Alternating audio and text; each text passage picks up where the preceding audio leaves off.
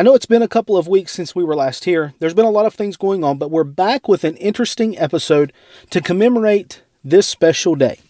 You're listening to the Closet Conservative Podcast.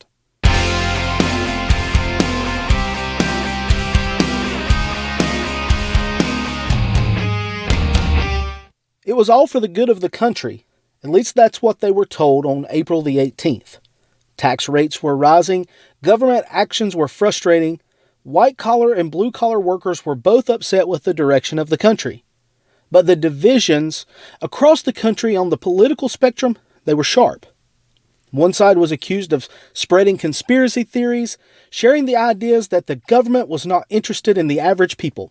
They were being accused of trying to start an uprising, and that was not acceptable for the future of the country. The other side argued that it was all for the good of the country. They said that everyone should work to get along and follow what the government wanted. But April 18th was the day that everything changed. The government decided that they had tried everything that they could. They had tried new laws, they had tried to reason with the people, and to have them obey their restrictions and their guidelines. But the misinformation that was being spread on the other side and the frustration of those on the other side continued to mount. Many did not believe that this was in the best interest of the country at all.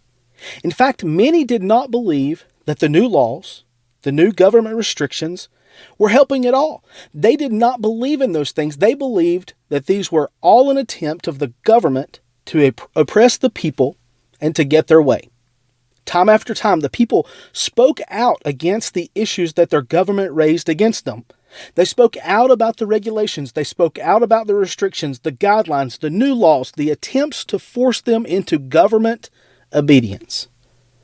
And then that famous day of April 19th happened. Finally, on April 19th, these people became so frustrated, they decided to take a stand. The government had decided they were going to step in and act on April the 18th, and they put into motion their plan. After all, it was for the good of the country. They had to do these things to be patriotic, to save the nation, and to keep us all on the path to prosperity and to continue to promote the good things in life. But these actions caused people to turn on their neighbors. They caused them to argue over their political stance. And on April 19th, the conspiracy theorists, those who believed that the government was not serving in their best interest, they decided to stand up for their rights. They decided to stand up for freedom and to stand up against the government oppression. They were ridiculed for taking a stand. It was not something that was looked at lightly. It was not something that was very popular at the moment. In fact, only 77 people joined together to face an angry mob from the opposing side. They were called names, as we would hear many say in our political situations today in our nation. Of those 77 that stood for freedom, 8 paid the ultimate sacrifice. They died for what they believed in. They died for freedom. They died for their rights. They died for the ability for people to be free from government regulation and oppression. The angry mob decided to burn down anything in their path at that very moment. They were upset at what was before them. They came seeking something. They came wanting what they said they deserved. They came seeking justice. But when they were unable to obtain justice, they did what angry mobs do. They descended into violence and they descended into destruction, destroying the town. One altercation led to another just a few miles away. That same angry mob, again, sought justice and compliance from the people that were these conspiracy theorists, the people that were trying to stand up to them. They launched the same attacks as before. But this time, those who were standing against them, those who were fighting for what they believed in, they were more prepared. There were more of them. Word had spread. Word had spread about what they were doing against the people that were trying to stand for what they believed in. There were more people now standing for freedom and rights. After 4 hours of wreaking havoc on this second area, the angry mob found themselves in a precarious spot. Those who they were attacking were growing in number. They soon found themselves outnumbered, and those fighting for freedom were simply not giving up, giving in, and trying to get along in the best interest of the country. They realized that to have a country at all, they had to stand up and fight for it. The stand for freedom that those heroic patriots took on April 19th, it's historic. And here we are on April 19th, some 276 years later, and that memory of what happened on April 19th, 276 years ago, is out of the mindset of many Americans.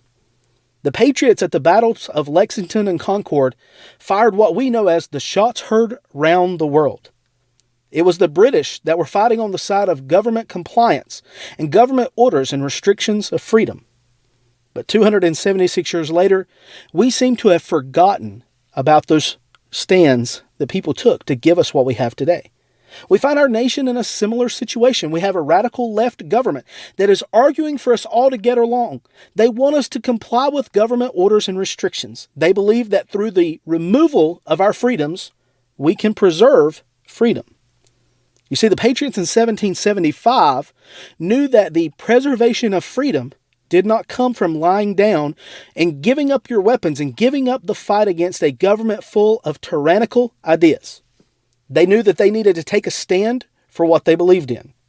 Sure, initially there was only 77 of them, but as the word continued to spread and the news continued to get around town about what the government was doing and people began to pay attention, the number of the Patriots grew well beyond 77. Patriots woke up, and the famed Minutemen of that day responded by the thousands to fight for their country and their freedom. But here we are in 2021, and we find our government turning people against each other just like they did in that day. And it's in the name of safety and security provided by big government. It's in the name of government restrictions, government regulations, and we're told it is for the good of the country. But this time around, will there be enough patriots take a stand against the tyranny of our day to protect our freedoms against the radical government and the ideas of the Democrats? Will there be enough people that will pay attention as these Minutemen, these everyday average Americans, and it wasn't just everyday average Americans, we're talking white collar, blue collar, there were doctors and there were farmers united together behind one cause. Will we find enough patriots to take a stand this time against the tyranny? Only time will tell. But as I've said, our nation has been here before. We've heard the same lies then that we hear now. It's all for the good of the nation, when in fact, it's only good for those in power.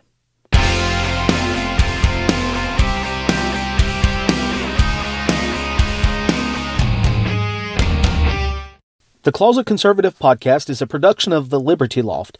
Copyright The Liberty Loft 2021. You can find more shows and information on our website, www.thelibertyloft.com, or on any of our social media channels.